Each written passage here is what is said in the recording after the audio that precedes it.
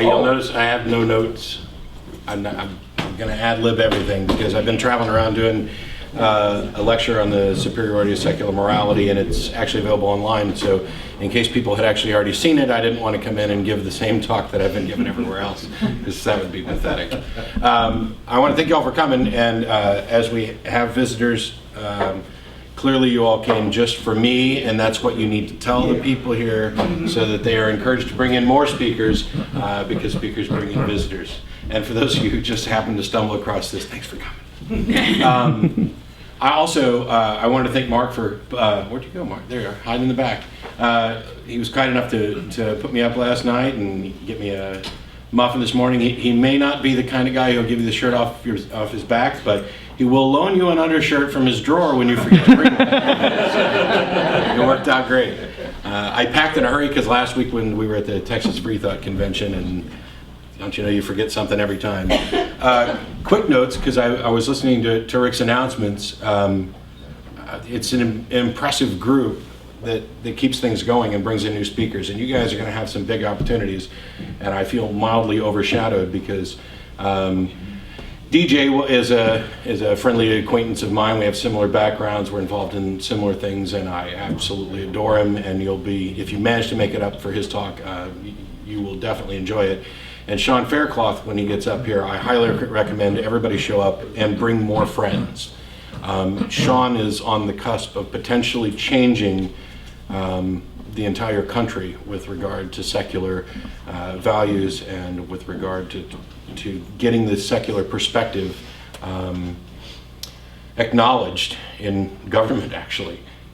He's got a 50-state plan that I'll let him tell you about, but I don't worship anybody and couldn't advocate worshiping anybody, but I'm glad to count him amongst my friends and one of the people who's doing better work than I am, for sure. I'm currently the president of the Atheist community of Austin, a nonprofit 501c3 educator. No, I've been doing that for the last 5 years. The group started 13 years ago with an ad in the newspaper. And I was a fundamentalist Christian at the time, and so when I get emails from people asking, hey, I'd like to start a group in my area, what can you tell me? I always say, I don't know. I didn't start this group, and I haven't started any group. I just kind of jumped in after it got going. When I was a little kid, my parents were Southern Baptist. My grandparents on one side were Southern Baptist, and on the other side they were initially Catholic, although they eventually succumbed to Baptist poisoning as well. And I was, of course, raised in the church, and I can remember distinctly at the age of around 5 or so walking down an aisle on a Sunday night and accepting Jesus into my heart. I have no idea how that felt. I have no idea what it meant to me. I just recall that it happened. I don't know we could speculate about whether or not I was doing it for parental approval or because everybody else was going down or because I actually felt something. I don't know. But I do know that in my teenage years, I was incredibly active in the church, and not because my parents forced us to be. They did force us to get up and go to church on Sunday mornings, which I never wanted to do. But I was more than happy to go to church on Sunday night, and then Monday night visitation, and Wednesday night service, and Thursday night youth group, and anything else we could actually do. In part, out of all honesty, it was a social exercise. My friends were there, my friends were in the church, that's who I ran with. But I also, genuinely believed and genuinely cared, which is, I think, one of the only reasons you're actually going to go out and do Monday night visitation, which, for those of you who don't know, people will come in on Sunday and they'll fill out the little visitor's card and drop them in the offering plate. And then on Monday night, people go around knocking on doors saying, hey, we're glad you visited our church. We'd like to talk to you about possibly joining if you're interested, that type of thing. Did all that, did mission groups and other things. And church camps. I don't know how many of you have seen Jesus Camp. The camp I went to was not quite that bad, but there were aspects of it that were very close. And it didn't faze me at all. This all seemed completely normal. Everybody around me believed the same thing, so there was no challenges to my beliefs. And it was just what you did, and it was what was true. I do recall at one of the church camps, and probably several other times in my teen years, realizing that, hey, I just learned something new about this whole God thing and this relationship with Jesus Christ, and now my understanding is at such a level where this makes sense to me. So how could I possibly have been saved at 5 if I couldn't have understood it? If I'm just now understanding it at 13, 14, 15, 16, how could I understood it then? Maybe I haven't actually been saved this whole time, and so let's do that again. And this is, I think, a common occurrence in a lot of evangelical churches, where they will specifically prey on normal human guilt and emotions. They will set standards that, or they will portray standards that are impossible for anybody to meet. Have you told a lie? Have you had an unclean thought or whatever else? And then when you realize that you haven't lived up to God's standards, then you do this, you either get saved again, or you rededicate your life, or you go on, and you feel guilty for a little while, and then you start all over again. And so there's this constant cycle, which I think is one of the reasons why some people find it so hard to leave those religions, even when faced with evidence, even when they have their doubts. It's because they've been infused with this guilt cycle, which does, it not only does it prey on real human guilt, but it does include something that I would say is real human reward. There's no denying that I felt good in church. There's no denying that, I would stand there, and when we were singing and praying or whatever else, that I would feel, as far as I know, the same things that a lot of other people were feeling. And there are people who will come up to me today and say, well, you were never a true Christian because you didn't have an actual relationship with Jesus Christ, because if you did, you couldn't possibly be an atheist now. And I'll agree with them. If the definition of true Christian is an actual relationship with Jesus Christ, then I never had it, because I don't think it exists. But if the test of a true Christian is somebody who believes that they have that true relationship with Jesus Christ, then certainly I was. Am I moving around way too much for you? No, you're good. So I left, I had a girlfriend and joined the Navy at 18 because I'd been a rather lazy student in high school, and I spent 8 years in the military, which I think was critical on some levels to escaping religion, because it exposes you to a plurality of opinions, and you're constantly having to deal with people that you would have never dealt with had you stayed home or stayed in your small town or in your local group. And also, I pretty much stopped going to church. There wasn't my church, so there was no incentive to go out and look for a new church. And so I became a backslidden Christian for my years in the Navy, where I believed, but it didn't matter. And it was handy that it didn't matter, because I had to constantly deal with people who did not share my beliefs. This removal, this separation from the constant reinforcement that happens in the church, I think is absolutely critical to some people escaping from religion. In much like the same way that the guilt cycle kind of keeps you in this cycle of constant reinforcement, where everybody you know believes the same things that you believe. My parents, my grandparents, my friends. I don't even know that I hung out with too many people who didn't go to our church. And you don't realize, you think you're leading a rather normal life, and you don't realize how actually insular it is. And I still, even looking back on it, I still think by and large I had led a fairly normal life. And I don't begrudge my parents teaching me their religious beliefs, because they were at least being honest and true to who they were. They were honest and truly wrong. But I don't have any bad memories of the church. I was never abused by anybody. I don't have, I never lost anybody tragically. I've had grandparents pass away and things, but I never had any terrible feelings or anger. I never got mad at God, which is another accusation that I'm constantly, accosted with. So I spent 8 years in the military. I got out. I worked in the tech industry for a little while, still not really caring at all about this whole God business. But you still believe. And in 2001, when the tech bubble was busting, I found myself unemployed with a lot of time off, and surprisingly enough money to where I didn't have to work for a while. And like many of the teenagers in our Baptist church, I had felt that I was being called by God to the ministry as a teenager. as did most of my friends. Curious how that works. It was calling all of us to go be preachers. Some of my friends actually did do this. One of my best friends went to college and became a youth pastor, and then married one of the youth in his youth group. So it happens really fast. They want to get the straight out of college guys in as the youth ministers because they're hip and cool and they can relate to the teenagers. And in his case, he related so well that one of the girls fell in love with him and got married. He's now a Catholic, surprisingly. And I love him, and I don't know the whole context of his change, but it struck me as odd that somebody could be, in much the same way that I was committed to a belief for 25 plus years and abandoned it. I abandoned it for logical reasons, for matters of evidence, and he was committed to a belief for 25 or so years, and then just switched to another belief, which happened to map to the woman that he was married to at the time. Now, I'm in no position to say that he didn't find a truth there. I don't think he did. I think he found something that was potentially more compelling and more conducive to his life and making his life peaceful.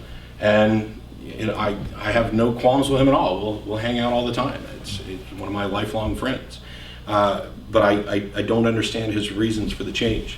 I do understand my reasons.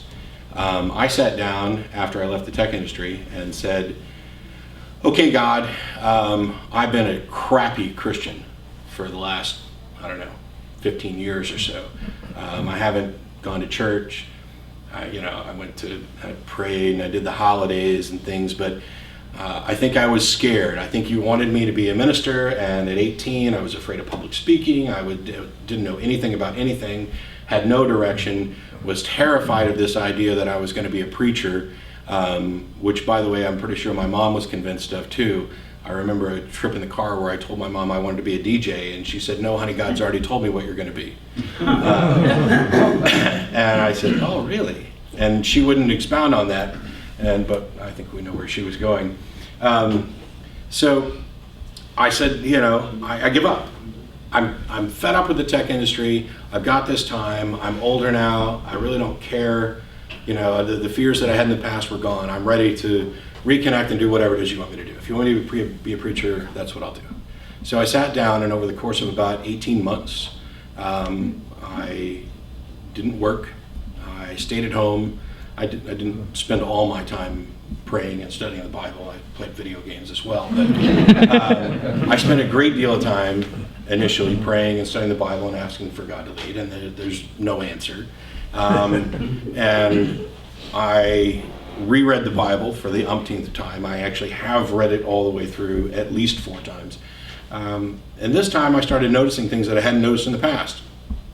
Things that I knew I'd read because I'd read it all, but they just never clicked before. And my roommate at the time was an atheist, but we had agreed to not discuss religion in order to keep the peace. He didn't want me preaching at him.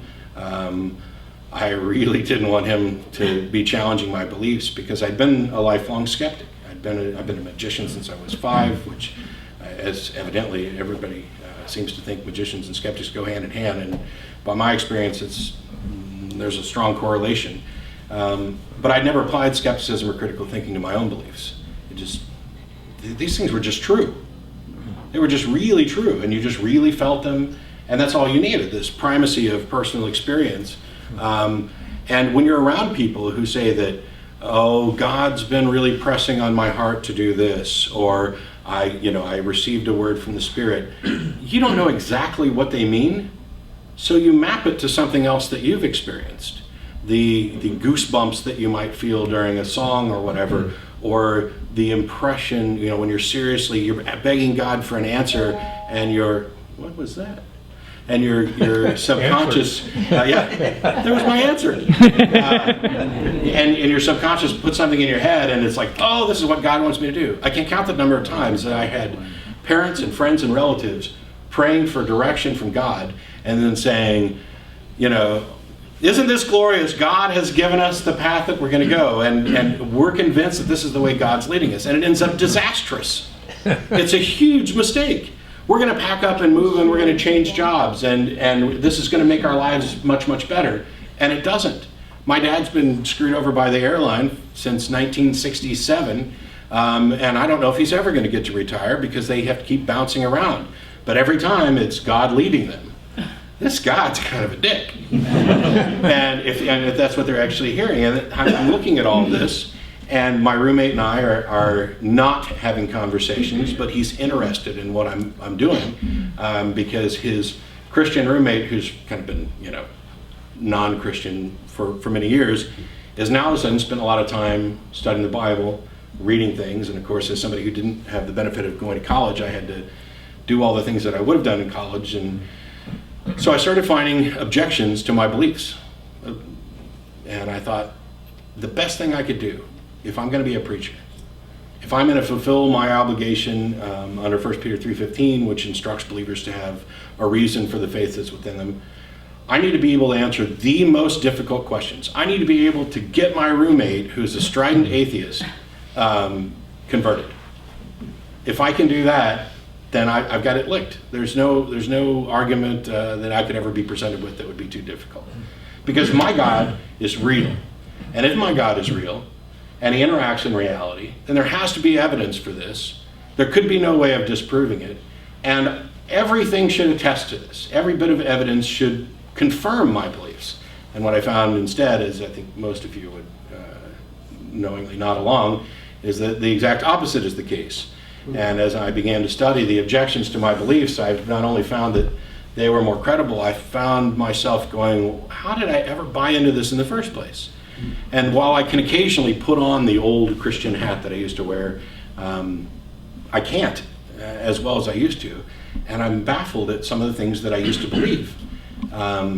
It just made no sense because I was able to simultaneously believe in the value and principles of skepticism and critical thinking and yet never apply them to my beliefs. I was able to believe in something like scientific evolution that I had learned in school, and yet also believe in a literal six-day creationism.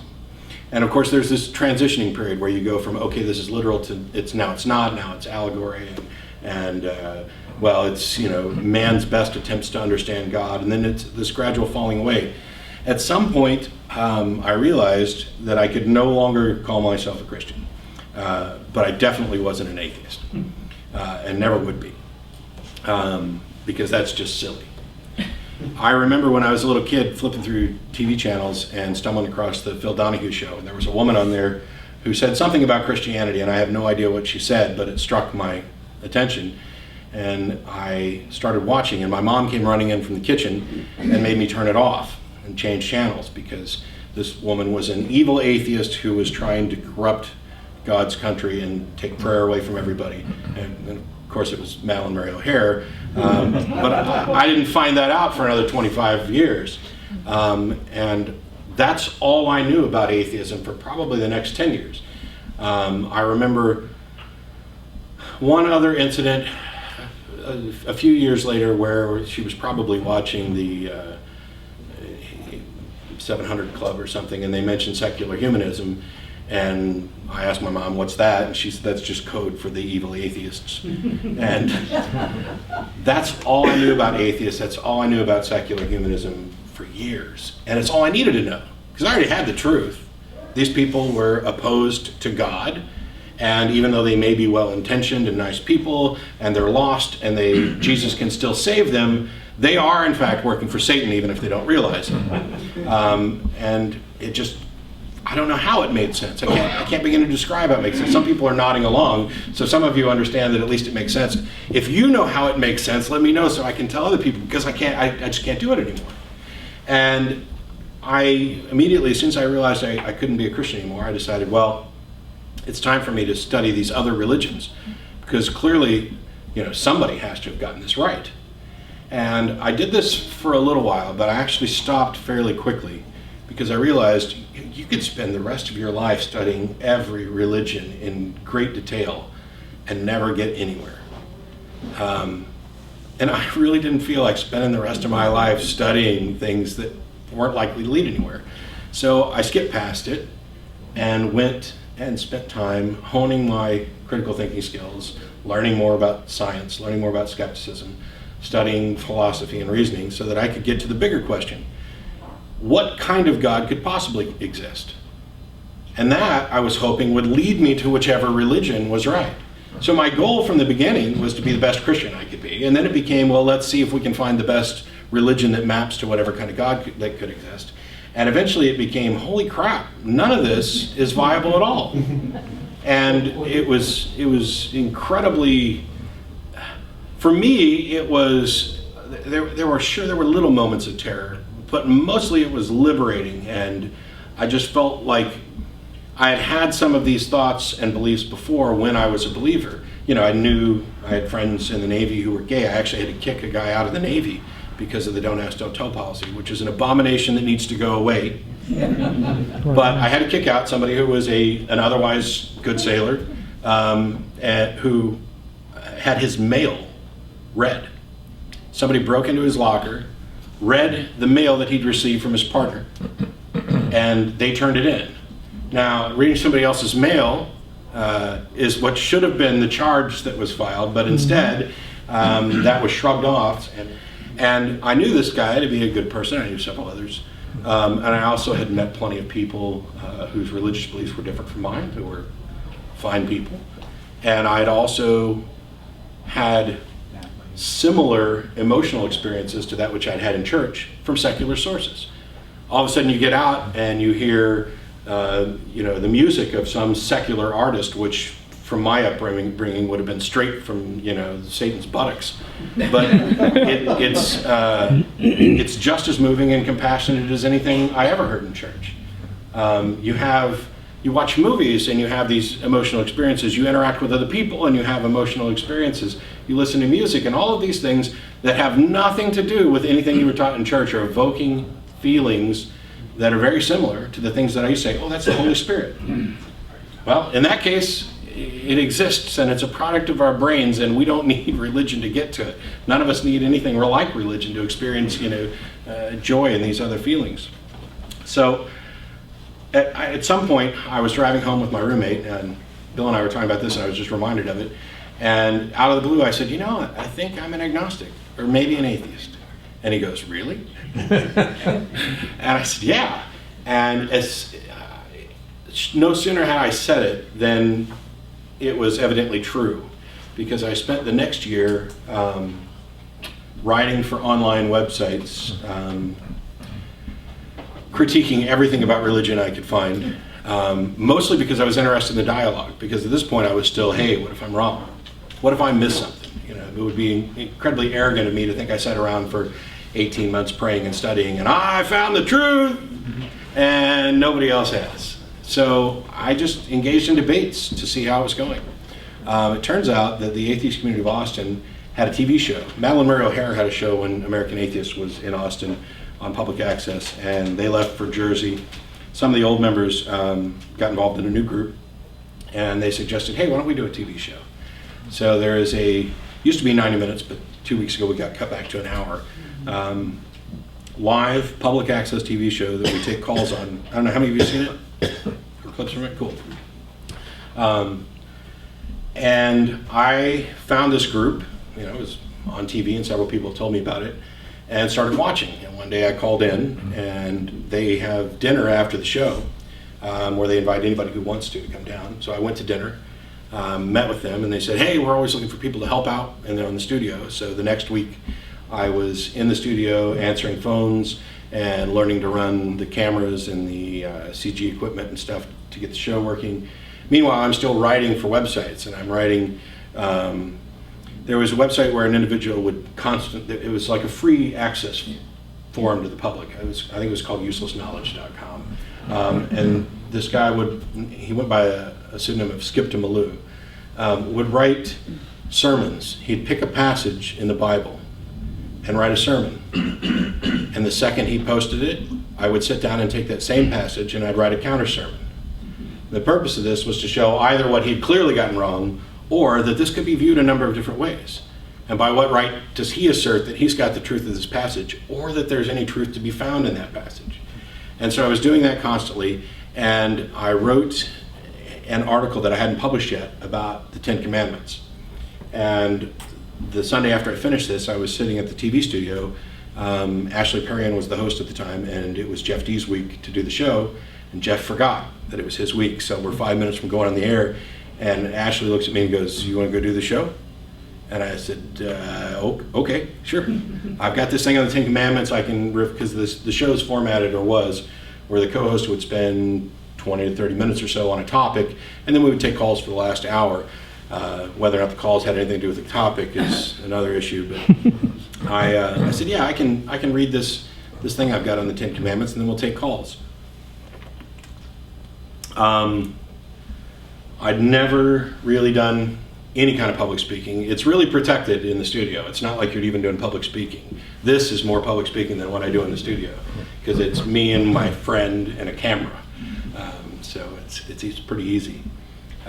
We took calls. I had a good time. I had hair then, which is not a good thing, I've been told, especially by my girlfriend. But I went home that night, and my roommate was like, "Hey, what'd you do?" And I said, "Hey, I did the show today." He said, "Really?" I said, "Yeah, Jeff didn't show up, and I just jumped in and did it." And he goes, "How'd it go?" And I said, "That's going to be my show." And I knew it after one day. It's actually not my show, just to be clear. That was a little paraphrasing of what's going on. The show belongs to the atheist community of Austin, and while I end up getting a lot of the publicity about it because I'm on the most, and I am the loudest, most obnoxious individual, maybe not, Jeff might trump me on a couple things, but it's a collaborative effort, and I will, in all honesty, the co-hosts do way more work in preparing for that show than I do, and the people who run the booth do way more work than I do as well. I just pretty much show up and talk like I'm doing today. About 3 months later, I started guest hosting, and then 6 months after that, I was the permanent host of the show, and then they elected me as the first president of the Atheist Community of Austin, and I've been doing that for the past 5 years.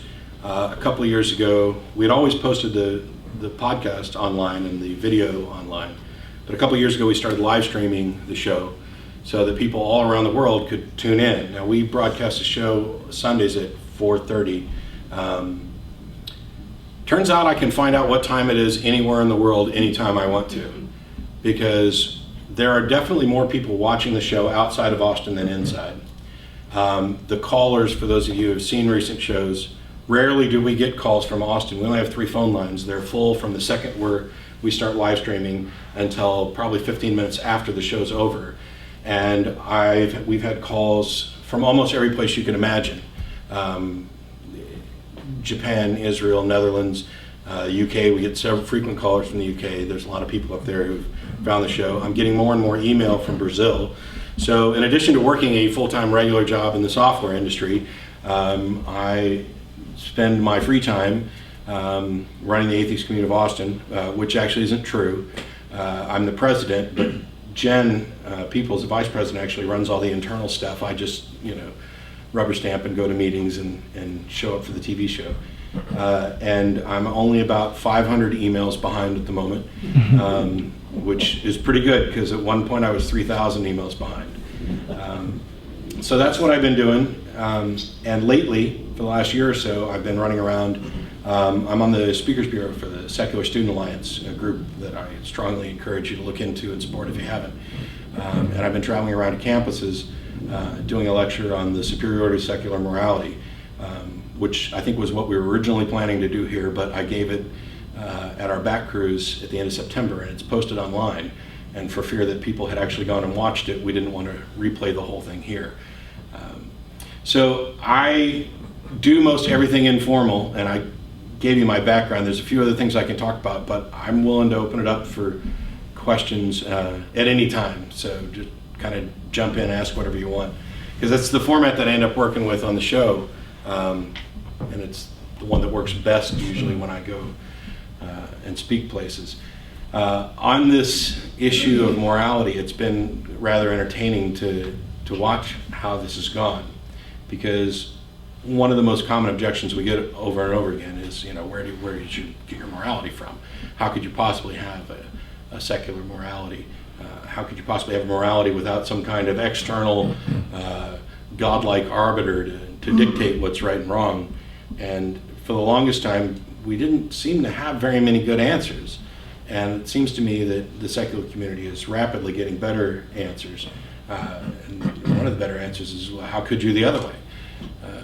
What is it about this idea of an external dictator telling you what right and wrong is that makes it right and wrong? I mean, did people not understand that they shouldn't kill each other until somebody, Moses goes up and gets it written down on a piece of stone? I mean, was that really a moment of enlightenment to find out that we shouldn't kill each other? And by the way, what about the other things that he brought down there that are supposedly, these were, God picked out 10 things to tell him about, and one of them is, don't worship idols, make sure you're nice to your parents, make sure you show up on the Sabbath. I don't know that has anything to do with morality at all. Well, actually, I do know. It doesn't. It doesn't have anything to do with morality. And I think we're finding out more about this. Sam Harris's new book is now out. I'm about halfway through it. And it's frustrating because he's saying all the same things that I said, but he's saying them better. So he is. I gave a talk to the ACA, which is online, about the relationship between belief and knowledge, in the hopes of clearing some things up, because there's, not everybody has spent a great deal of time delving into the, these mind-numbing philosophical issues, and spent time arguing the transcendental argument for the existence of God, which I'm sure pissed off a lot of people when I did that. There was an apologist, Matt Slick, who called into the show and wanted to present his argument for the existence of God, which is a version of the transcendental argument. And I won't bore anybody here with it, but we spent 45 minutes on this, and the culmination of the argument, he was asserting that there was an actual dichotomy, that everything is either physical or conceptual. And I said, no, it's not. And he said, well, what's the third option? And I couldn't name it at the time. I just, I can give you examples of things that are neither physical nor conceptual. And we did, and we talked about it, and he kept, no. Well, and he would say something, and he'd say, is that physical or conceptual? And I'd say, neither. And he says, you can't say that. Everything's either physical or conceptual. And so we didn't get anywhere. And after the show was over, somebody went to his forum and did what I should have done, but after 45 minutes, I think my brain was done. Said, hey, Matt, is your God physical or conceptual? And Matt's answer was neither. So I'll take that as a win. Despite the fact that he came anyways. Yeah, David. How many viewers do you have? We have no Please idea. repeat the question. Yes. David asked how many viewers we have. And the answer is, I really don't have a good idea. The public access show goes out over cable. And the cable companies don't track the number of viewers because they don't care. It's public access. There's Nielsen ratings.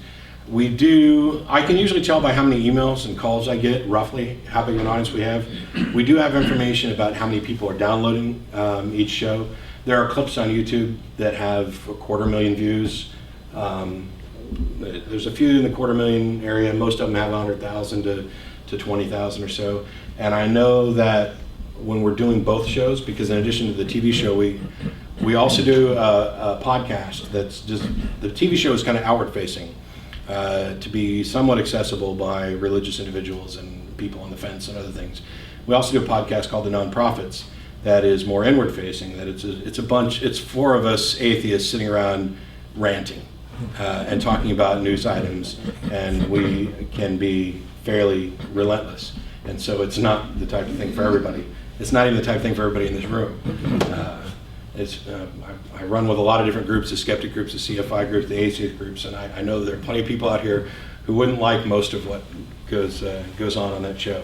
But we know we have rough data from iTunes that the number of people that are grabbing any individual episode within the first week or so is in the 5,000 to 10,000 range, and then we don't track it after that. So I have no idea. Yeah. So what about your Ustream? I watch it on the web, and it says you have over 1,000 views. Yeah. Thanks. That's a good point. I still didn't hear the question. Yeah, Demaji? Dimeji. Dimeji. Demaji asked, the show we stream on Ustream, we stream it live, and it will show the number of viewers.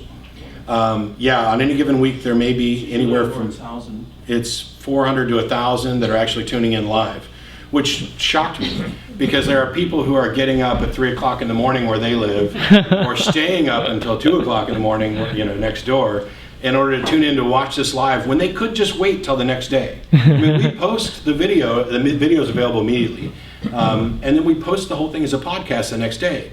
And so it's been kind of startling to see how many people are willing to get up early or stay up late to watch some idiot in Texas tell them the things that they already know. And I think because a lot of it has to do with the caller interaction. Unfortunately, as the show's gotten more popular, more and more of the callers are coming from atheists, secularists, etc., and there's not as much contention as there was before. So we're always struggling to try and find more, not necessarily theistic callers, although they do get priority, but contentious callers, because we're trying to promote the discussion. Yes? You said that you get calls from all over the world. Mm-hmm. Are these always in English? I mean, is there anyone in your staff who can translate? Right. Robert was asking about the calls and whether they were always in English. Yeah. So far, all the calls have been in English. Some of them are broken English. Some of them are a little difficult to understand. I'm fortunate to be an ignorant American who only manages to speak one language, whereas everybody else on the planet seems to also accommodate me. Do you get a preponderance of calls from certain geographic areas? It shifts. Most of them come from here, there, and so forth. It shifts around the location of the callers, the locations from which we get callers. Right now I'm getting lots and lots of email from Brazil, which tells me that in the last 6 months some people in Brazil found the show and started showing it to all their friends. So now we're hearing from them and from Chile and other places, and they're interested in starting groups and, hey, how do we do, how did you guys do this TV show and can we do it? Before that, there was a ton of calls from Northern Europe. So I don't know if it was something somebody on the show said that triggered a bunch of like little clip videos that got popular in one area or not. I'm just thrilled that anybody's watching at all, and let alone that we get so many people from all around the world. Yes? Personal question, do you have any siblings? Yes. And have your parents forgiven you yet? He asked if I had any siblings and whether my parents have forgiven me yet. I have one brother who's 3 years younger than me, and he is a rather, he's a Christian. I would say he's probably more liberal/moderate than my parents are, for sure. As to whether or not my parents have forgiven me, yes and no. I guess I'll touch on this whole coming out thing because it seems to be a big issue. I was already writing the website stuff and had been hosting the TV show for almost a year, and my parents thought I was a Christian. They had no idea that I was, posting around on the internet and doing this other stuff. And my uncle was supposedly Googling his own name and stumbled across mine, found out, called me at work, and my uncle, by the way, is a doctor in the Dallas area, but he used to be a medical missionary. And he called me and said, I'm really shocked and disappointed.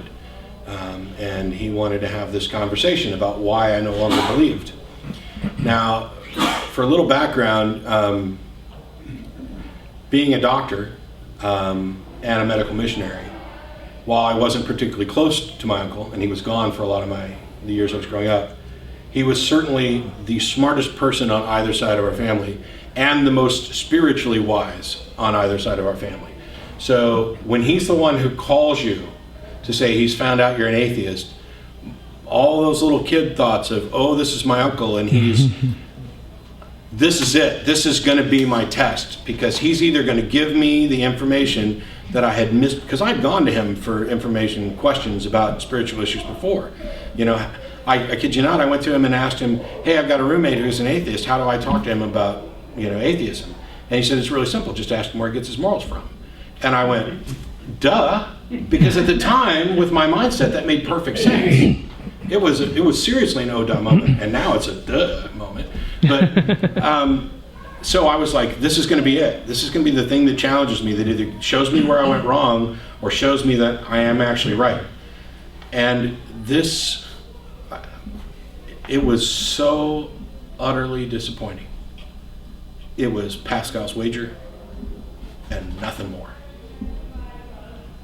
It was, you're going to go to hell, and what if you're wrong? How old were you at that time? 33 or 34, something like that. He basically said, you need to go tell your parents or I'm going to. Now, here I am in my mid-30s and my uncle's threatening to tell my parents on me. It's this tall. I realize the hair is about the same as when I was in, but come on. And I said, okay, because I've been actually working on a book. My plan was to write a book that would explain this in terms that my parents could understand. And that's never going to happen now. But I called my dad and told him, and he got quiet, and he kind of said, okay, I don't know what I'm going to do. I don't know what to tell your mother about all this. And we kind of left it at that for a little while, and it turns out that he then went to Wikipedia to look up atheism. Rather than talking to me. So this had obviously set him way out of his comfort zone. He told my mom, who I knew neither of them would take it well, but I was afraid my mom would freak out and break down. As it turns out, my dad was the one who did more breaking down, and it's the reason that I have no problem at all loving Christian people. I absolutely despise Christianity. It is a vile, repugnant poison. And what it did to my dad alone during that time is something that I can't possibly get over. To have a strong, happy, productive, hardworking, kind, wonderful dad who is brought to his knees crumpling because his son no longer believes the same thing, and he's convinced that I'm going to spend eternity in hell. My mom did the opposite. My mom called me and said, oh, this is answered prayer. I've been wondering what was wrong with my son for so many years, and now God has finally told me. So, yeah. Things never will get back to normal.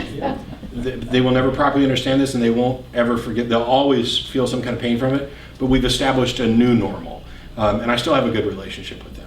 They thought they failed. Right? Yes. I mean, My dad wrote me a letter explaining, apologizing for failing me as a father and a spiritual leader. But and I got a birthday card for my 36th or 37th birthday that was a handwritten version of the prodigal son with a note saying in all capitals, we're praying for God to stop you no matter what the cost.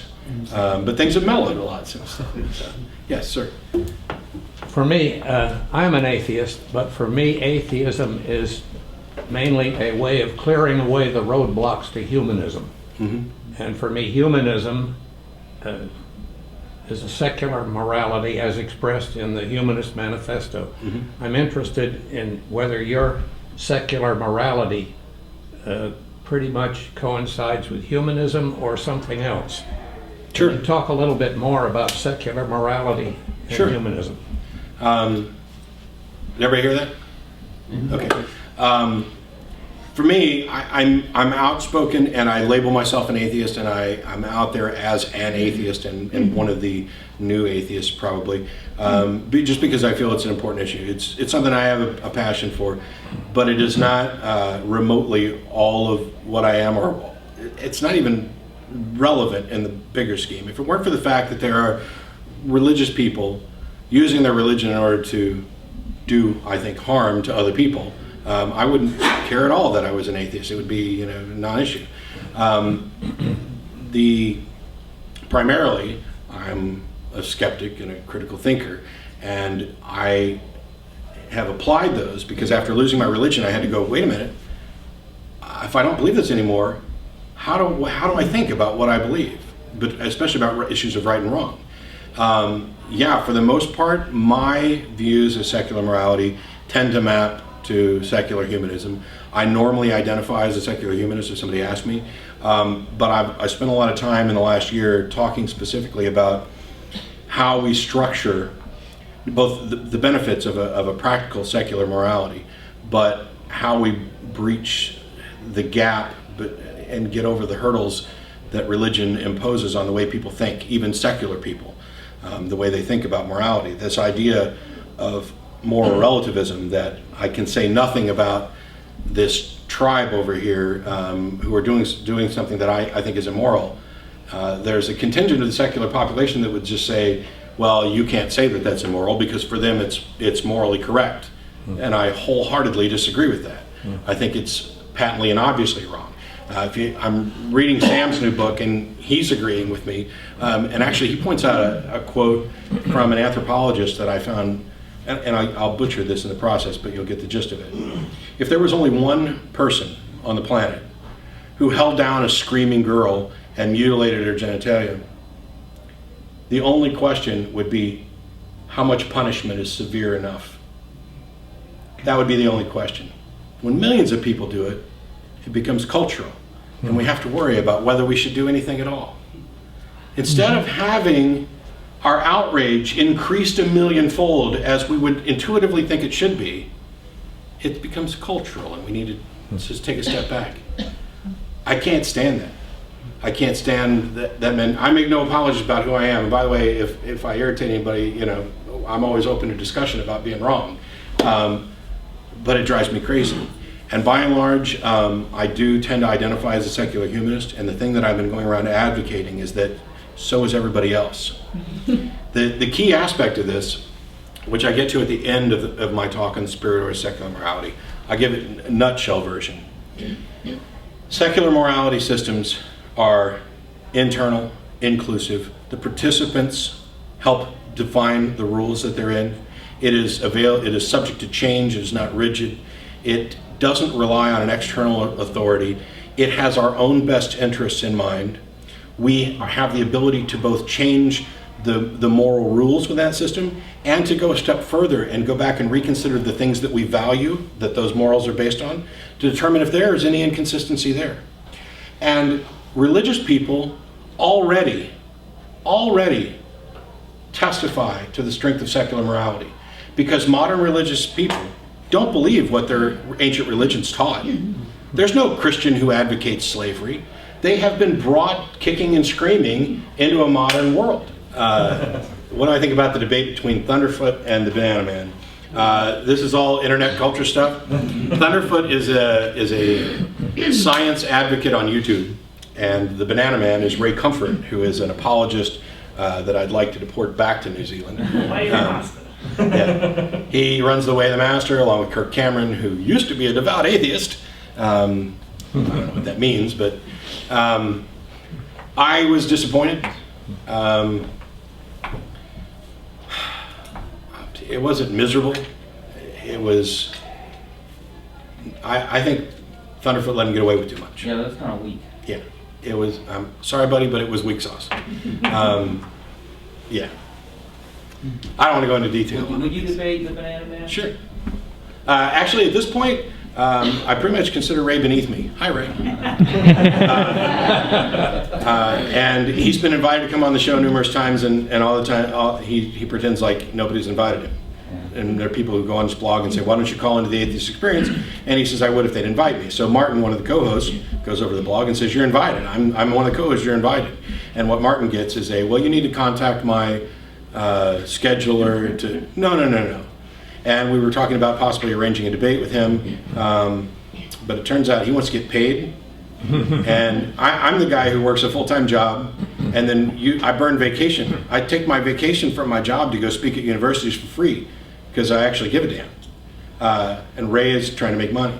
Earlier you noted about how this felt a little bit like church because they were passing the hat, and I'll remind you that I've said many, many times, let's keep everything that's good about everything, including church, and get rid of the bad stuff. And the fact is, these groups need money in order to do things like this. So, cool. All right, thanks. But yeah, so give more money. Yeah. Have you had any emails or phone calls that where people have said they've had really a life-changing experience and they've sort of seen the light, or it's really converted their belief system into a more naturalistic or secular view? I mean, to Because me, of that our would be show? very rewarding, and I just wonder if you've had some Because of our show? Yeah. Yeah. He asked if we'd gotten emails from people who have had life-changing experiences or changed their views because of our show. Absolutely. I have 5 years of emails. Some of them have been posted on the blog, but it's rare that we do that, mainly because I like to, maintain people's privacy. And not everybody is in a position to be out in public, and so we try to protect that. There's this ongoing battle that I've dubbed the skeptic schism, and it's happened in all sorts of communities. It's happened in the JREF, it's happened at CFI, where there's this kind of infighting about accommodationism versus, actually confronting religious. And I find it amusing because I have no problem at all with having a rather large tent and being accommodating and working with theists, and I've never said anything to the contrary. I just want the tent not to have leaks. So we need to be careful about how wide we make that tent so that we, for example, in the skeptic community, we don't start saying, well, okay, you can be a theist and a skeptic, and you can be a theist and a skeptic. I was for many years. I just wasn't skeptical about my theism. You can also be a skeptic and a homeopath. You can also be a skeptic and an acupuncturist. You can almost be a skeptic and a Reiki practicer, but you're not applying skepticism there, and I think we need to be honest about that. It's when they get up and tell people that we can't be honest about it, that this is a particular sacred cow that we shouldn't address, and that we are, in Phil Plate's words, being a dick in some of the ways that we address this, or in the words of some of the accommodationists, that we're engaged in a practice that cannot bear fruit, that people weren't reasoned into these beliefs, so they can't be reasoned out of them. And you can have all the conversations with theists you want, and you're never going to change their mind. That is hogwash. Not only am I living, breathing, walking proof that people can change their mind based on reason and evidence, but I got 5 years of emails from people who've changed their mind based on reason and evidence from the show, from things we've recommended people read. It does work, but it doesn't work for everybody. And that's why I think this whole nonsense about accommodationism and confrontationalism is actually nonsense. Because just where did somebody get this idea that there's one correct approach that's going to reach everybody? I think that's the reason we haven't reached everybody yet, is because we've been this idea that, there's one true path to enlightening the world. No, there's not. Because there are people who believe to different degrees, there are people who believe different things, and they believe them for different reasons. There are plenty of people in churches who are sitting there going, gosh, I just don't get this, but I'm going to keep on doing it. I think I kind of maybe believe this, but I'm not quite sure. I absolutely believe this, but not all the time. And there's different ways to reach different. I recognize that many times on the show, and I've said it before, I can be arrogant, condescending, dismissive, rude, obnoxious. I pick whatever word you want. I can be at any time because I'm human and I actually care about the subject. So sometimes my passion looks a little more like zeal, and I work on that. But the people who want to portray the new atheists as just being these nasty confrontations. I don't make outgoing calls on the show. People call in to talk to me. And Tracy made a good point, one of the co-hosts made a good point the other day, that somebody objected because we were criticizing their privately held beliefs. No, we're not. I have no idea what your privately held beliefs are. You made them public, and that's what I'm criticizing. And by the way, I'm not criticizing you. I'm not saying Christians are stupid. I was a Christian for 25 years. I wasn't stupid. I might have been stupid about that one thing, but to say we were summing up everything about an individual with a single word of, you're a moron. In the cases where I've called somebody a moron about something, it's because they were being moronic about an issue. It's not because I thought that they were completely devoid of any useful intelligence as a human being. That's silly. And the idea that we need to be prim and proper about this goes back to the same issue that we have with morality discussions. It's this same confrontation that you can't really say anything about what these people are doing as to whether or not it's moral, because to them it is moral. And you can do the same thing. You can't really say anything about somebody's deeply held personal beliefs because they're their deeply held personal beliefs. Okay? Yes? I have a hypothesis I wonder if you would agree or disagree with. I think that people change their minds more often on the basis of emotions, and they learn more from stories than they do from argument. And I suspect that your story, as you've given us today, may be very effective as a way of getting people to think more and change their beliefs. I think you may be right. I'm almost certain that people change their mind by and large, mostly due to emotional reasons. I think we almost know that. The issue is, my thing is, what was it that changed for me? And the one thing that I keep harping on that clearly changed was at some point I decided to care more about whether or not my beliefs were true than whether or not they felt true, whether or not they felt good, whether or not they were shared by anybody. I actually cared. I thought they were true. I was convinced that an honest investigation would bear them out, and I was wrong. I was shocked that I was wrong. Now I couldn't possibly be more pleased that I was wrong. But I went and cared. I think one of the things that we need to start doing is finding a way to get people to care about whether or not their beliefs are true. And that's really difficult when everybody around you believes the same thing that you do. Because now you're risking being different. And being different is terrifying. And so there's an emotional reason keeping you in those religions. And you may need some emotional reasons to come out. I'll get to you in 1 second, I promise. At the Texas Free Thought Convention, one of the speakers, Marlene, I think, Winnell, she's a psychologist who's basically been forced into a new specialization that she is calling religious trauma syndrome. And she has a number of clients who, after coming out as atheists, have been deeply traumatized. Severe depression and all of the sort of anxiety and difficulties that we see with lots of other syndromes, because they've lost their connection with their family, their entire social structure has been demolished, their worldview has been altered, and they don't seem to be able to find a place to fit in at all. Now she's going to be delivering a talk to a bunch of psychologists and actually giving this a label, because by and large, we don't treat things until they have a name. So she's advocating that we start calling this religious trauma syndrome, and I'm going to echo her thing and say, next time somebody brings this up, you say, I heard a psychologist talking about that. It's religious trauma syndrome. They're starting to look into this now, which is true. But hopefully it will get the ball rolling towards more investigation in this area. But when I took over the atheist community of Austin, what I decided right off the bat was that we were going to focus on the word community, not the word atheist. The TV show focused on atheists, but the community, by and large, is a support network for every atheist in the Austin area. And the TV show is an extension of that, which is actually the reason we've gotten more atheistic callers lately, is because we're like a support network for atheists all over the world who don't have their own group. And so that's why I'm advocating that we form groups. I don't care if it's 5 people or 2 people sitting at a coffee shop that you found in a newspaper, but CFI groups, the atheist groups, the secular groups, the student groups, everything, because we are failing to support people. And this doesn't make us just a church or just like a church, or it doesn't mean we're adopting fictitious social structures that, no, we're dealing with other human beings in a way that they really need and care about.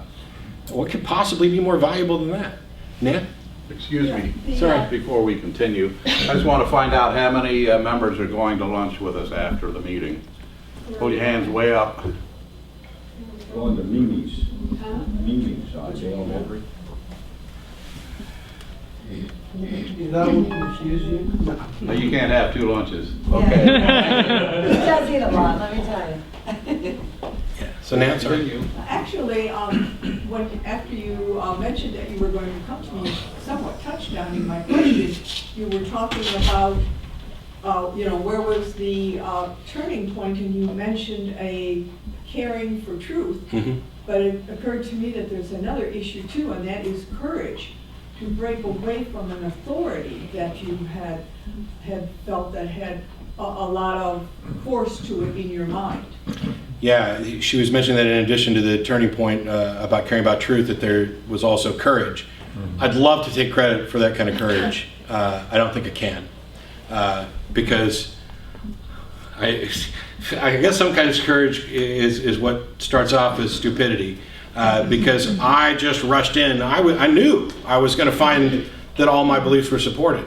So there wasn't anything particularly courageous. It's not like I said, and if my beliefs aren't supported, I will change my mind. That thought never entered my mind. Mm-hmm. It was just that I already had enough of a commitment to truth that I was willing to do that. I was forced to do that. In my talks about belief and knowledge, the way we use belief, the word changes a little bit, but by and large, it's the acceptance of a proposition as true. And I'm of the opinion that belief is never a simple choice. You couldn't simply choose to believe you could fly, or simply choose to believe that there's alien life. Belief is the result of being convinced of something. Now, you can be convinced for good reasons and bad reasons. You can be convinced for emotional reasons. You can be convinced by biases and faulty thinking that already exist. So sometimes the process of believing something or coming to a belief is really fast, and it's so intuitive that we don't know about it. And so when I'm going through this investigation, I'd love to think that I was courageously charging forward to find the truth. And the truth is, I thought I already had the truth, and I was forging ahead to try and confirm it. And the only courage was in being willing to accept that I was wrong before. Yeah. I would like to know if you change your speech and debate style with your family. Yeah. Or whether you speak in the same way you do publicly. Yeah. Do I change my debate style and speaking mannerisms around my family? During the years that they didn't know, most definitely. Because I just would sit quietly by in the corner. Early on, I would still mostly sit quietly by after they knew, but I was comfortable. One of the things is, for years I was uncomfortable with who I was and what I believed because I didn't understand it. Because on some level, I'm convinced Christianity never made sense to me, even when I wholeheartedly believed. Now I'm completely comfortable with who I am. And, you either like me or don't. There's very little I can do about it other than just being me, and I don't want to be somebody else. So when I realized that I was going to have to deal with my family with this, now they understand who I really was, and they also had to deal with this contrast between who I am and who they thought I was. And as it turns out, I'm still pretty much the same decent person and they'll take credit for that too, by the way. Well, you're only moral because we taught you good Christian values. Curiously, my values have shifted quite a bit from what they originally taught. Now, my mom and I agreed not to talk about it anymore because they're not, sorry, I love you, but they're not equipped to talk about this. And so they get in over their head and the conversation goes nowhere. And so that's how we established our new normalcy.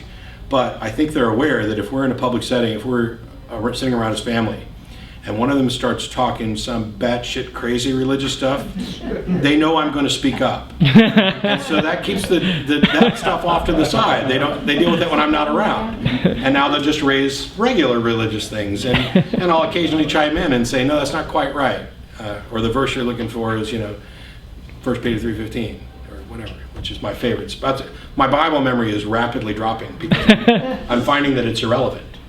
I used to be, there were hundreds of verses that I could quote. There were passages that I remember and would use as examples. There's a passage in Mark where Mark 6, where Jesus goes back to his hometown and he's unable to perform miracles except for laying hands on the sick and healing them.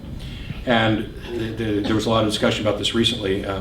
It was brought back to my attention. So, and I thought, I used to know that passage. Why don't I know it now? And I'd have to go read it again. And then I realized why I shrugged it off. And it's because it's not that, it doesn't say he couldn't do miracles. It says he couldn't do miracles except for laying hands on the sick and healing them. So it's not a very convincing apologetic argument. But it's one I find really interesting. Because why couldn't he do all the other ones? He went back to his hometown where he used to be the carpenter who fixed their roof, and all of a sudden most of his magic tricks stopped working. Oh, but I'm going to lay my hands on the sick and they're going to get better. Which, by the way, I could run around to sick people and put my hands on them, and most of them are going to get better. May not happen, that second, but they're going to get better. But you will not heal the amputees, correct? Yeah. Hates amputees. Yeah, Matt, I'm wondering what advice would you give to families that have kids and that are coming to the decision about whether or not to begin taking their kids to church? What would you, given your experience and your experience talking to other people in this situation, what advice would you give them? Sure. Jason asked what advice I'd give to families when it comes time to decide about taking their children to church, etc. And it would depend. Obviously, I'm not going to encourage a couple that are both atheists to take their kids to church. So we're obviously talking about situations where one is or one isn't, or they both are. I'm an advocate of religious education. I think it's essential. I think that comparative religions courses, detailed, secular-driven comparative religions courses should be not just an elective in public schools, they should be required. Because at a minimum, you've given kids factual information that they can make practical use of in the real world. And you've opened the door to diversity that most of them aren't going to get until they either go off to the nation. They've got to get out from under mom and daddy and the church's shell at some point. And this is one way to let them know that there are people out here who don't necessarily agree with you. Now, it may not change anybody's mind, but at least they've been exposed to it. I don't have any kids, and I am always reluctant to give advice to other people about how to raise their kids. I told my brother very early, he's got my niece and nephew, who I absolutely adore and never get to see because they live in St. Louis and I live in Texas, and we're all poor, and so we're going to go up for Christmas, though. They're Christian, and his wife's family is Jewish, so there's already kind of a religious plurality going on in their life, and I let him know, what would you like me to say when they come up and ask me why I'm not going to church with them or whatever else? Because my intent is to be honest with them. I don't ever want to lie to my niece and nephew, and I don't ever want to lie to my own kids about what I believe. And I'm more concerned about teaching kids how to think than what to think. Let's give them the tools that they need to make decisions on their own. And it's fine to tell them what you think and why you think it, as long as that's not indoctrination to say, I don't believe in a God and here's why. That's not indoctrination. Indoctrination is explaining why you think they should believe in a God, and your reasons are more about coercion than anything else. The other difference between, or the other contrast between secular morality and religious morality is that secular morality is about becoming convinced, and religious morality is about becoming coerced. You adopt it that way. So we never really came to an agreement, other than that he was okay with me being honest, because he's my brother, he loves me, he trusts me. He knows I'm not going to sit his kids down and say, your mom and dad are idiots, there is no God, just like there's no, Santa Claus. I would never do that. And I've also made kind of an empty threat on the TV show for people who want to argue that the Bible is the good book. And my threat on the show, which some of you heard, is, okay, if you think this, would you be willing to let me sit down with your children and read them stories from the Bible of my choosing? Now, nobody's ever taken me up on it, and I'm glad, because I wouldn't do it, because I care more about their kids than they do. There's no way I would sit down and read some of those Bible stories to kids, and it's kind of a rhetorical thing. It's once they realize what I mean. I don't know what to say about advice on teaching kids other than teach them how to think and expose them to as much information as you possibly can. How can too much knowledge and information possibly? I guess it could be wrong. I just don't see how. Larry. I think you said that you would not go to church, correct? Did you just say when? No, I said if there was a family of two atheists. No. I think something about your brother that. If he asked why I didn't go to church with him. Yeah, right. I'm not saying that I wouldn't. I go to church all the time. Oh, I'm glad you said that, because one of these days one of your parents are. Are you saying that you would go to church? Sure. Oh, okay. I go to churches for weddings and funerals, and I'm a bit of a sycophant. No, that's the wrong word. Maybe accurate, though. I'm a bit of a masochist, because I will go, well, how did I get from one word to the other? Edit that out for me, Jeff. I go to churches all the time. Not as often as I used to, but there are pastors who will invite me to go to their churches. And I wanted, one thing that I cared about on the TV show was, I asked people to tell me what they believe and why. Because I don't want to presume that I understand what they believe or why. And it's a lot easier for me to poke holes in what they actually believe if they say it first. If I spend a bunch of time poking holes in things and they go, well, that's not what I believe, then we got to start all over. The other thing that I want to do is, I only know about my Christian experience, which isn't necessarily representative of everybody else. And I've also been out of it for a while. So I never wanted to go on the TV show and misrepresent what was actually being taught. So I actually go to churches to listen to what's being taught. And then when somebody says, well, that's not what they're teaching, no, I was there at Great Hills Baptist Church last Sunday, and this is what the pastor said. Now, maybe you weren't taking notes, but I was. I don't, those little bulletins that they give you, they're not wasted paper for me. Would your course on required religious education include atheism, secular humanism, or secular morality? Yes. It wouldn't include them. Well, ideally, I'd like to include everything and every aspect of it. I took a comparative religions course when I was in high school, which was really crappy. It was, here's Christianity, here's Judaism, here's Islam. I don't think we covered Islam, believe it or not. Christianity, Judaism, Hinduism, and then here's another umbrella of pantheistic religions, and here's a little bit about religions that we now call mythology, and we just kind of skipped past that. That was it. I would include it, not because I consider it a religion. I'm actually opposed to labeling in that context, but we're doing a study about religion. And what could be more about religion than the people who don't buy into any of these? It seems fair that if you're going to address all these beliefs, you should address the other one. And Dennis LeBay, one of the co-hosts on the show, made a good point when people start doing this comparison of atheism as a religion or whatever. You guys are just, you're busy selling your religion. No, we're the ones who aren't buying what the rest of you are selling. It doesn't mean we're selling something else. In the case of secular humanists, though, we are, in a sense, selling something else. And I would argue that what we're selling is actually reality and productive and good. But I think that has to be included if we're going to be fair. And honestly, I'd spend a great deal more time on it than the single semester that I did in high school that gave me no information. It didn't challenge a single belief that I had. It was just you showed up and, oh, this is what they believe and this is what they believe and there'll be a test on it later. I'd like more detailed. Yes? Which Bible were you talking about? Which Bible was I taught? Actually, there were several different ones at different times. By and large, the preachers would preach from either the King James or the New King James. My dad used an NIV, the New International Version, which is the one that I tend to carry around now, so that if I ever have to talk to him, our verses read exactly the same. There were kids' Bibles, and I remember the Living Bible and everything.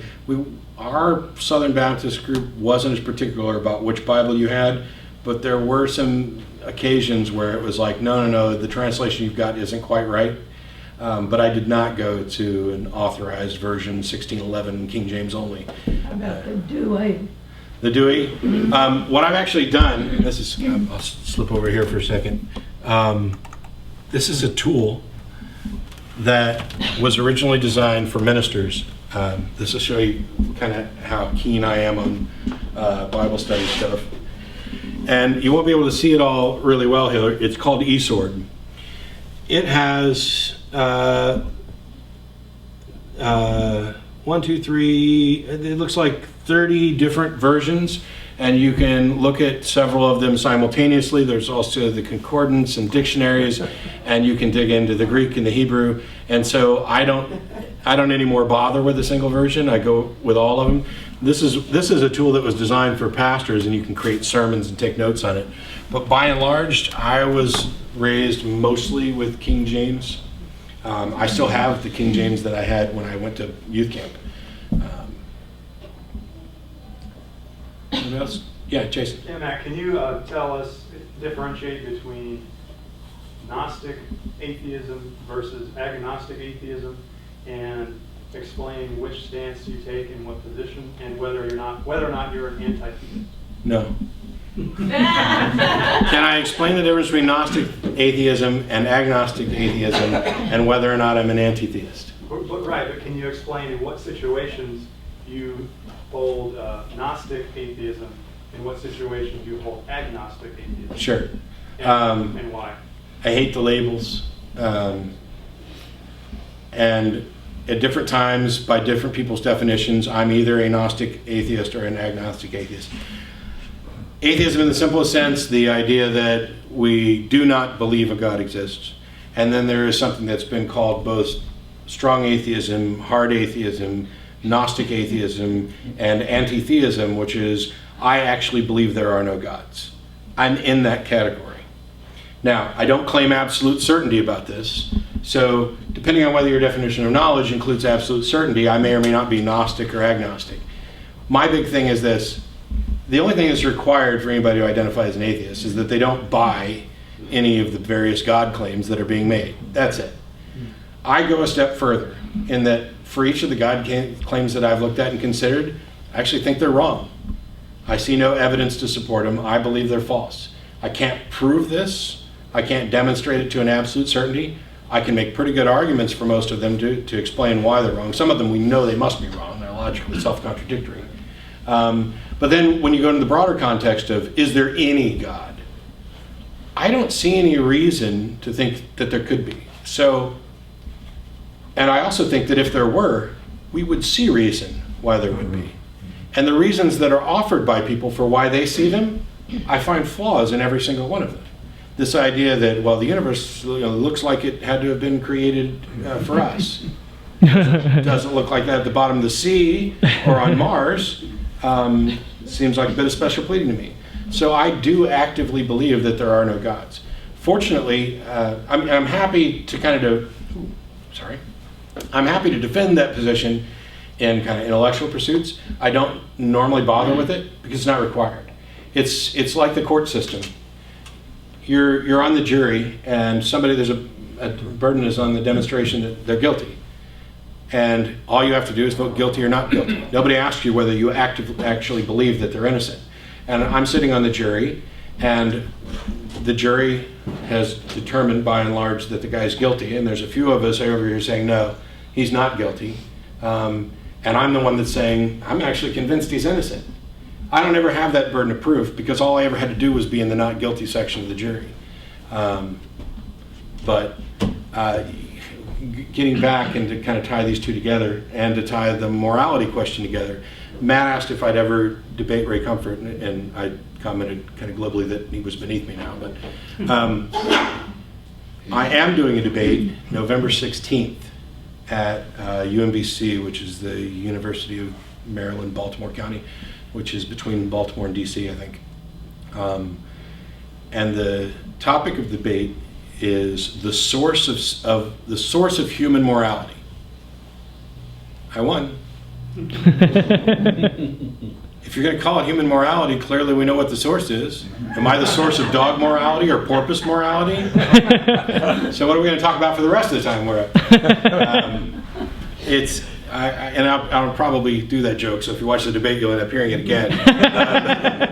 But we're going to talk about it a bit more, and it's going to be the first big formal debate that I've actually participated in. But I'm optimistic that after 5 years of 1,000 informal debates a year in little 5 to 10 minute clips, I think I'll do okay. Who are you debating? I've forgotten his name right now.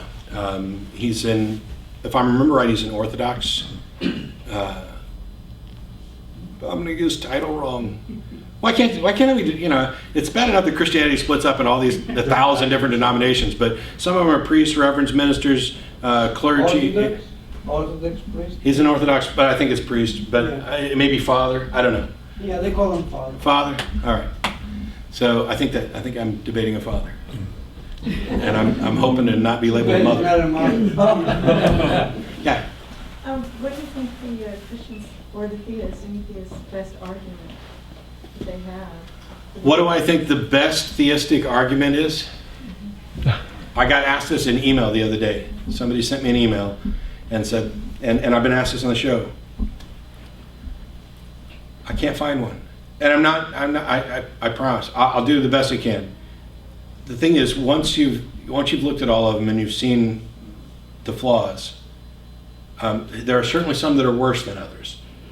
Like Pascal's wager is like the dumbest thing anybody's ever come up with. And yet, it's still very convincing and compelling, as long as you're already on that side of the equation. And it came from a guy who was brilliant. It just drives me crazy. But I think the ones that are most difficult for most people to address are the moral argument and the first cause argument. They're the ones that most people stumble over. They're the ones that seem most compelling to believers. Here's the issue. I don't know how many of you know who John Loftus is. He's a former minister who studied under William Lane Craig. He's now an atheist. He wrote a book called Why I'm an Atheist. He's getting ready to write another book. But he was at the Texas Free Thought Convention last week. And he and I were up at the after party drinking and talking. And we had a really good conversation about these arguments because he's friends with William Lane Craig. And they'll debate. And I think Craig is like just an obnoxious buffoon. But Craig's argument, the only difference between the argument that William Lane Craig presents and the argument that, say, Ray Comfort presents is style. The substance is exactly the same. The Ray runs around saying, "Oh, you atheists believe something came from nothing, and that doesn't make any sense." I'm not going to try and do his accent because it's just a mess. And Craig does the same thing, only he does it with a little more gravitas, and it buffaloes people. And yet I look at it and I say, "Oh, you're saying the same thing he said. You're more eloquent." I mean, just like if you guys manage to get Sam down to talk about secular morality, he'll say the same thing I said, only he'll say it better.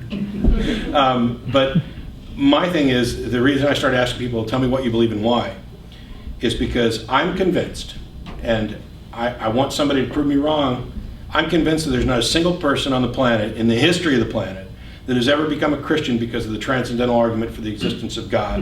I'm convinced there's not a single Christian on the planet who became a Christian specifically because of the Kalam cosmological argument. These aren't the reasons that people believe. These are the reasons that people come up with after they already believe, to explain why they believe, to make themselves feel more intellectually honest about their belief. And when they present the argument to me or to John Loftus or anybody else, they're not presenting the argument that convinced them, they're presenting the argument that they think will convince you. I don't care about that. I want to know what convinced you. Because if you were convinced for bad reasons, and I can demonstrate that you were convinced by bad reasons, then maybe I'll be able to explain why your other argument doesn't convince me. But if we spend all this time on your other argument, and you never understand why it didn't convince me, you just walk off thinking that I'm some thick, cold-hearted atheist who can't see reason. So don't tell me your favorite argument that you think is going to convince somebody. I don't care whether it's Tag, Pascal's, whatever. Tell me what actually convinced you. And that's the thing that John and I were talking about, and it was rather fun to hear his response to that, because he was like, "Yeah," and gave me a different impression of him. So, yeah. Do you have some ideas about how atheists can become more socially acceptable, particularly with regard to election to political office? Yes and no. And then this one I would encourage you to definitely come back when Sean Fairclough's here, because Sean does have ideas, real ideas. Right now, you guys have seen probably, by and large, the best side of me today, as far as personal interaction. I haven't gone off on a rant. I haven't called anybody an idiot or whatever else. I'm entirely unelectable to anything other than the presidency of an atheist group, which is why I'm staying there. And I know this, and I've known it for years. And the world may change dramatically to where other people who are similar to me may become electable, and I will still be unelectable because there's an archive of many years of my comments living on YouTube, and anybody could go on and put together something that's going to make me sound like just the biggest ass on the planet, which I might be. But I want to work with Sean and others. He's trying to make this the decade for secularists. And they're starting with the Secular Coalition for Arizona, and then Secular Coalition for Texas, to create smaller groups.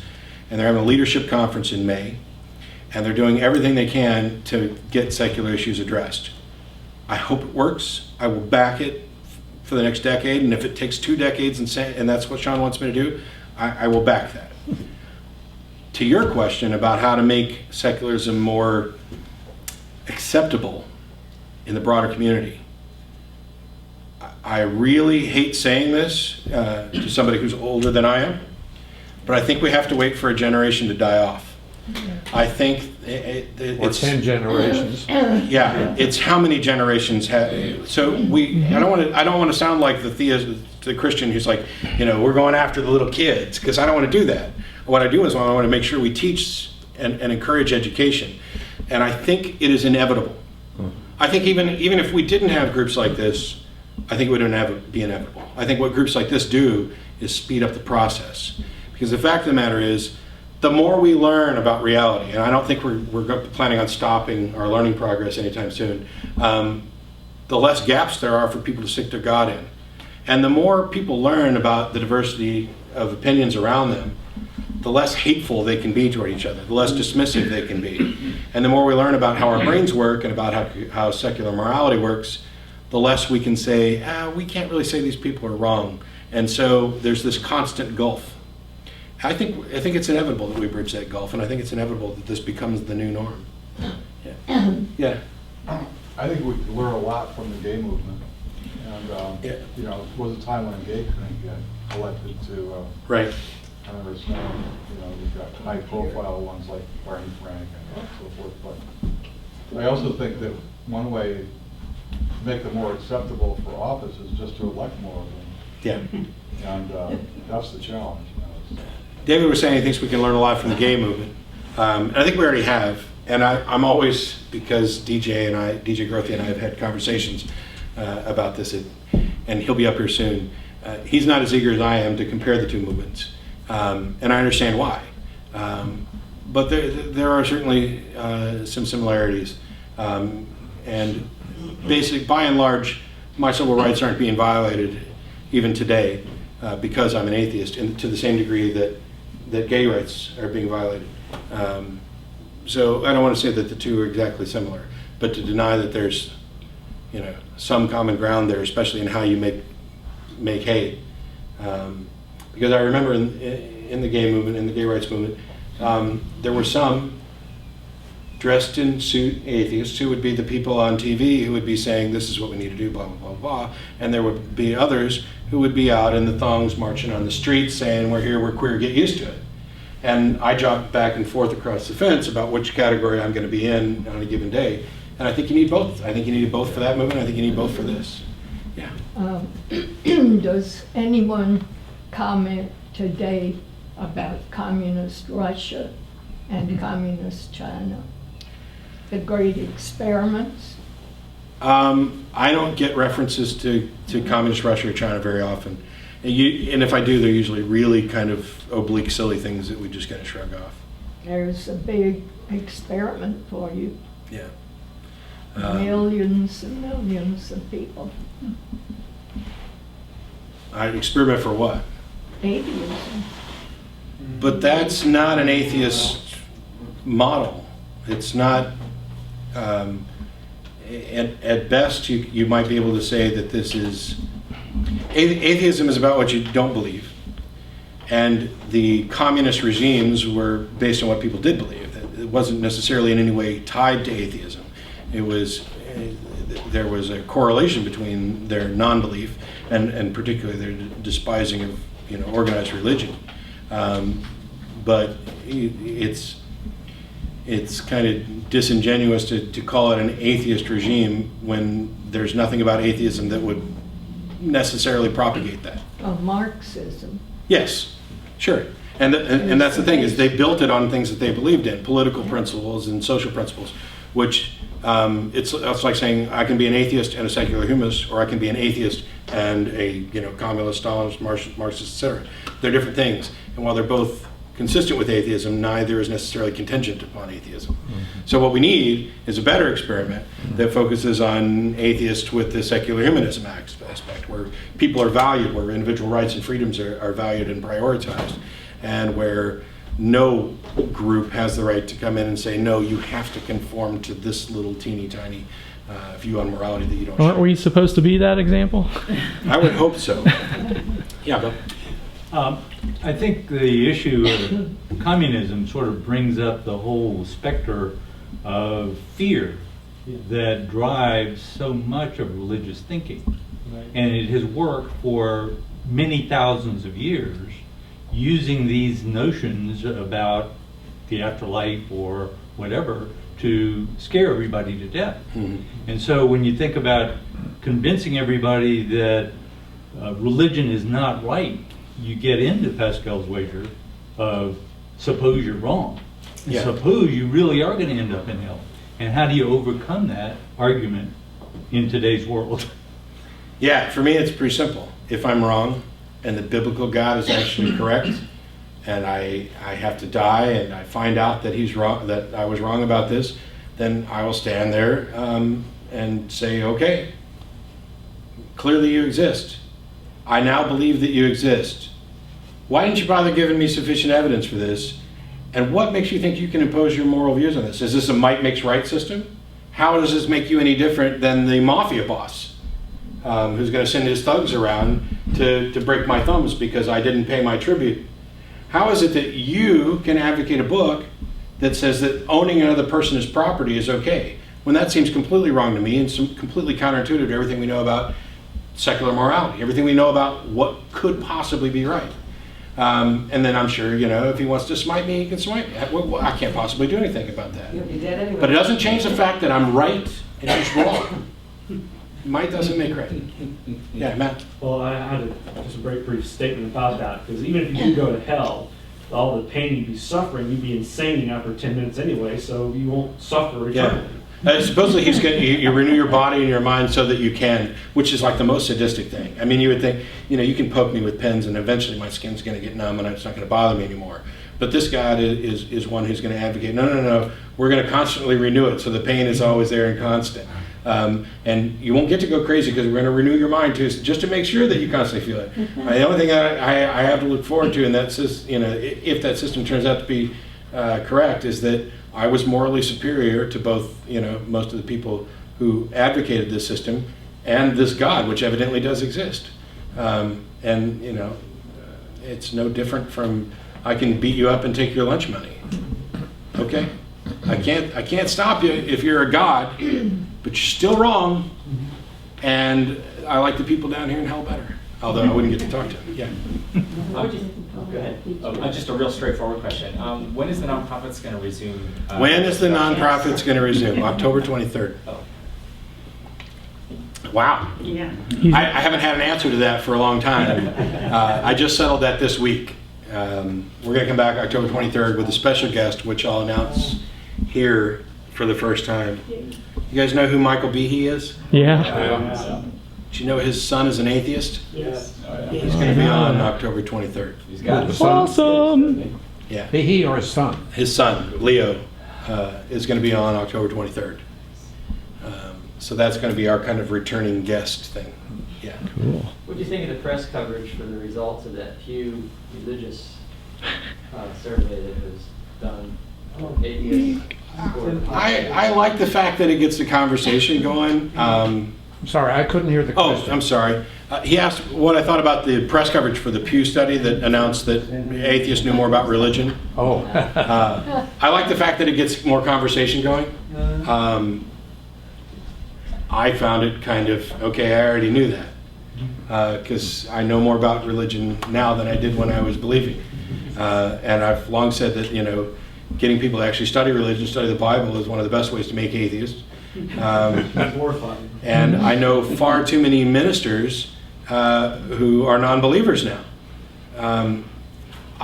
There were surprising results in that Pew study that were more surprising to me than the fact that atheists tended to know more about religion. What was surprising to me was that like 50-some-odd% of Catholics don't know that the Catholic Church teaches that the transubstantiation of the communion wafer actually turns into Jesus' body. Mm-hmm. How do you not know that? I mean, be a Catholic. There was no surprise, Mormons and Jews happen to be scoring the highest. Those are the ones who tend to have the most rigid structure with regard to teaching and education. You go as a Protestant, you go to Sunday school, and that's about it. But when you're in these other religions, there's a much greater structure that's involved in teaching you the history of your church and what you believe and what you're supposed to believe. So it came as no surprise that Jews and Mormons scored very highly. I was disappointed that there weren't other religions on there, though. That there wasn't more coverage from, Muslims and Hindus and things like that. There was a little bit on there, but. Did you have a question? No? I just found it. Why not? I found it interesting when they were interviewing on TV. Everybody was just the pundits that they had on there were very careful about what they were saying. Yeah. Like they were trying not to offend anybody. They really thought about every word that they said, and they didn't want to offend anybody. Oh, I probably didn't get to watch as Yeah. much of the TV coverage, so I might have missed some of that. I had the reporter from the paper call me to get comment on it, and I was like, "This isn't news." Maybe news to the rest of you. And some of us I already suspected this. There's exceptions. And I made sure I told her this too. So maybe I'm one of those who's engaged in some of this. There are some really, really smart and well-educated people on all sides. In every different religion, you're going to find somebody who's brilliant and well-educated, who's just made a mistake. And then on our side, you'll find the people who discovered that they made mistakes. But, oh wait, that's arrogant enough. Anybody else? Yeah. What do you say to someone that tells you you should believe in God because most people believe in God? Sure, most people used to believe the world was flat. Most people believed that women were inferior to men. Most people believed that blacks were inferior to whites. I could give a damn what most people believe. I only care about what's actually true. And to the extent that most people believe something and it turns out to be right, it's just as coincidental as the ones where the minority believed it and it turned out to be right.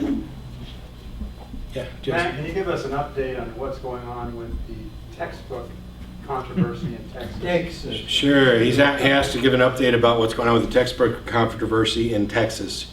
The Texas State Board of Education is overrun with fundamentalist, right-wing, young earth creationists, anti-evolutionists, anti-everything, and I think we're about ready to boot most of them off the board. Don McElroy will not be returning. He lost his primary bid. I have two friends of mine who are running for the State Board of Education in different districts. One of them I think has a really good shot of making it. The other one I'm optimistic, but I'm not quite as optimistic about his chances. He's running in an area against an incumbent that's been there a while and is probably a tough person to unseat. We kind of won when it comes to evolution and creationism. The final standards are actually pretty decent. They're not perfect. We did manage to get rid of the weaknesses language that they were trying to put in there. We're kind of losing a little bit when it comes to the social studies standards that they're currently going over. It's not the Chicken Little scenario that some people have said. They have not removed Thomas Jefferson from the textbooks. What they did was they removed Jefferson from a very small area where he deserves to be. It was about influential members for Enlightenment periods and things. And of course, Jefferson deserved to be there. He was removed, but it's not like our kids are going to stop learning about, Thomas Jefferson. That's never going to happen. The important thing is that there's an election coming up right now. I'm hoping that there's a big turnover on the State Board of Education because the next thing, Texas is a single adoption state. So the books that they end up getting for Texas end up getting used in other states as well. So what happens at the Texas State Board of Education matters in other places. And now we've got states that are saying, we don't want the Texas school books anymore. But the important thing is that the next subject, or one of the next subjects that's going to be reviewed, because they review these every 10 years, the next one's health. I don't think anybody's going to be too surprised to find that in places like Lubbock, where they have abstinence-only education, you have some of the highest occurrences of teenage pregnancy and sexually transmitted disease. And curiously, less than 1% of all textbooks, health textbooks, in public school classrooms have the word condom in them. Less than 1% even mention condom. Now, how are we preparing the next generation if our health education does not even include a mention of a condom? It's mentioned all over television. Yeah, I mean, let's just drop the health curriculum entirely and let they're getting as good information from their friends and as they're getting from the school. And that's a fail. Thank you very much. Thanks.